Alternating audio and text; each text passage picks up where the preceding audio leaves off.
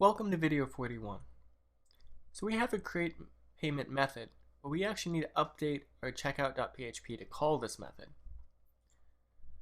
So we have a payments object, we create the payments object. The next thing we need to do is we need to create the data that we're going to pass into our method. So the first thing is going to be to get the item data, which is pretty easy. So it's just items equals, and then we can get the items directly from the cart, like so. All we need to do. The next thing is we need to get the details. And that's a little bit more tricky, but not that much worse. So we're going to have a details array, and we're going to send in subtotal, and that's going to be cart get total cost. So that'll give us the subtotal value of the cost of all the individual products within the cart. Next thing, we need to set the shipping. And if you remember correctly, shipping is based on the cost of the product. Let's take a quick glance at it, and just as a quick reminder. So get shipping cost, that's the total of the product, and we return a shipping cost based on that total. So what we need to do is we need to loop through each of the products in our cart and add to the shipping cart each time. So we're going to start out by having the shipping cost as 0, and then we're going to loop through for each items as item. So we're going to use this item array that we created with cart get.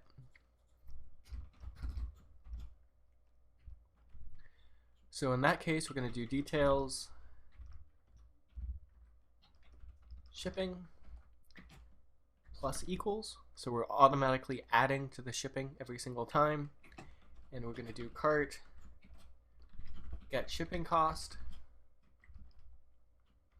And we're going to pass in the cost of the product.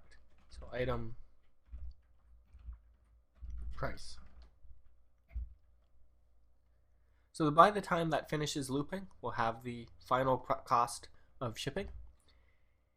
And then we're almost done here. We need to format that properly. So details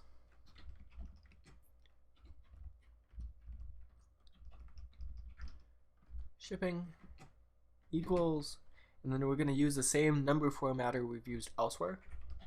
Number format. We're going to get details shipping, so I'm just going to copy and paste. And we're going to format that to 2 decimal places. And then now that we have subtotal shipping, we also need tax.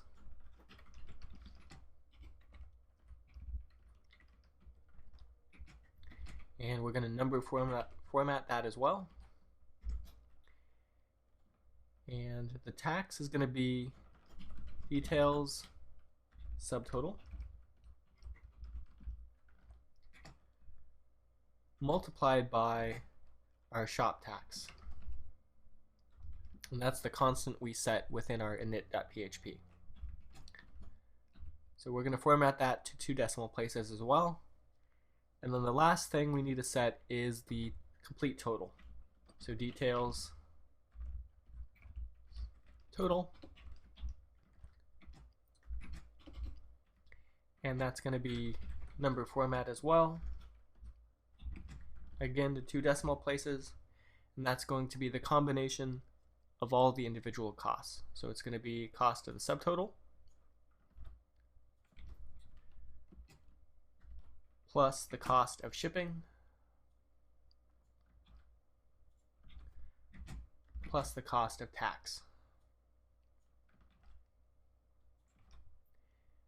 And just for cleanliness sake, I'll indent it like so. So what we've done here is we've retrieved the item data. We've gotten totals for subtotal, shipping, and formatted the shipping number properly. We have totals for tax, and then the complete total, which is subtotal plus shipping plus tax. And ultimately, we need to pass all of that to PayPal. So now we're going to do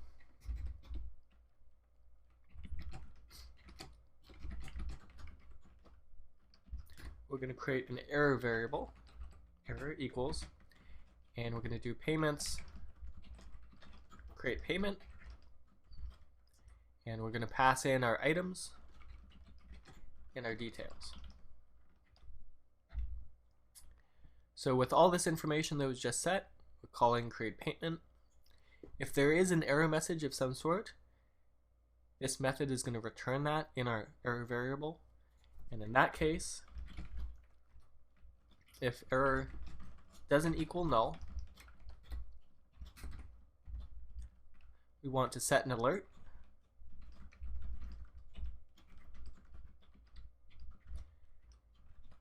And I'm going to pass in that error variable so it can be shown to the user.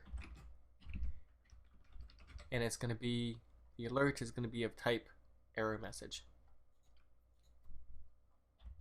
And the final thing is template redirect, and we're going to redirect to the cart page.